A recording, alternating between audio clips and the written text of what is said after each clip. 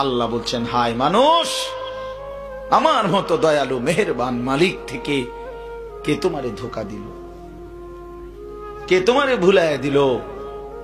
আল্লাহ যেন বেনামাজি বান্দারে ডাক দিয়া বলে, হায় আমার বান্দা, আমার চাইতে উত্তম তুমি কারে পাইলা, যারে পাই আমারে ভুলে গেল।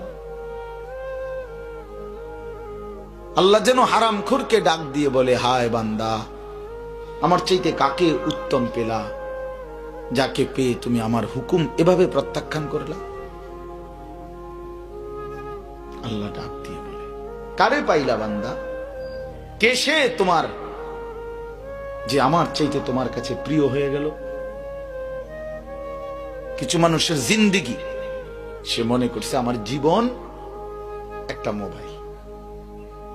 18,000, 20,000 টাকা, 10,000, 12,000 টাকার একটা মোবাইলের কাছে হেরে গেছে নওজোয়ান। আহা, আমাদের লক্ষ লক্ষ কিশোর তরুণ যুবক যুবতী ছেলে মেয়ে আজকে পরাজিত এই একটা মোবাইলের কাছে। জীবনের হাসি কান্না, আনন্দ বেদনা, আবেগ অনুভূতি সব এটার ভিতরে ঢুকাই দিছে। পৃথিবী নিয়া, দেশ নিয়া, জাতি নিয়া, মানবতা নিয়া, মানুষ নিয়া, নিজের কবর, আখেরাত, পরকাল নিয়ে কোনো কিছু নিয়েই কোনো ভাবনা নাই। না দুনিয়া নিয়ে কোনো ভাবনা আছে, না আখেরাত নিয়ে কোনো ভাবনা আছে। শুধু নফসের গোলামি, শাহওয়াতের গোলামি, নিজের মনে যা চায় তাই করার একটা মানসিকতা লক্ষ লক্ষ ছেলে মেয়েকে শেষ করে দিচ্ছে, শেষ করে দিচ্ছে। ছেলে পেলেদের চেহারার দিকে তাকাইলেই বোঝা যায়। আমরা তো প্রতিনিয়ত তাকাই, দেখি, আহা মুসলমানের সন্তান, বুঝাই যায়। কতদিন হয় নামাজ পড়ে না, ওই জানোয়ার নিজেও জানে না। কতদিন হয় ফজরের নামাজ পড়ে না, এই হাইওয়ান নিজেও বলতে পারবে না। আপনি জিজ্ঞাসা করে দেখেন যে বাপ, গত 365 দিনের একটা বছরে তুমি আল্লাহর সাক্ষী রেখে বলো বাবা, কোনদিন ফজরের নামাজ পড়ছো কিনা? একটা বছর যে সন্তান ফজরের নামাজ পড়ে না, হ্যাঁ, আমার তো তার মানুষের বাচ্চা বলে মনে হয় না। আমার দিল বলে এটা কোনো মানুষের বাচ্চা না। মুসলমানের বাচ্চা এত বড় হাইওয়ান হইতে পারে না। 1 বছর আল্লাহকে ভুলে থাকছে। আরে কয় কি বলেন, এটা কিভাবে সম্ভব? চিন্তা করে দেখ, এটা রীতিমতো গবেষণার বিষয়। এটা রীতিমতো এটার উপরে ডক্টরেট করা দরকার, পিএইচডি করা দরকার, যে মুসলমান এত বড় শক্ত হাইওয়ান কেমনে হইল? তার বাপ কেডা, তার মা কেডা, তে মুসলমান কিভাবে? কিভাবে সম্ভব? কিভাবে সম্ভব? আল্লাহকে এভাবে ভুলে থাকে মানুষ।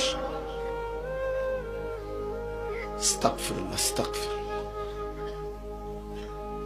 আমার সব সময় এটা মানে মনটা চায় যে আমি এই কথাটার উপরে ডক্টরেট করি, মানে পিএইচডি করতে মন চায়, যে একজন মুসলমান 1 বছর টানা কোনদিন ফজরের নামাজ পড়ে না, এটা কিভাবে সম্ভব?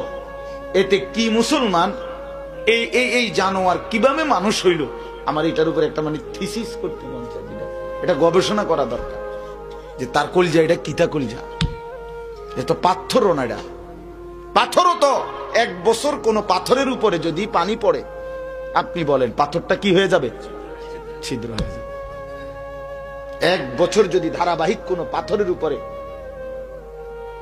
পানি পড়ে, ওই পাথর কি হয়ে যাবে? ডাইবা যাবে, একটু ছিদ্র হয়ে যাবে, একটু হলেও ডাইবে।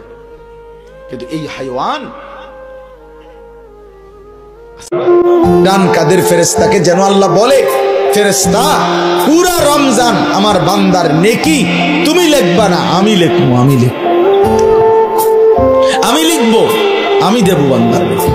এজন্য বাপ, রমজানকে কেমনে কাটাবেন, রমজানের ফজিলত, রমজানের বৈশিষ্ট্য, রমজানের জন্য প্রস্তুতি মুমিনের আলাদা হওয়া উচিত।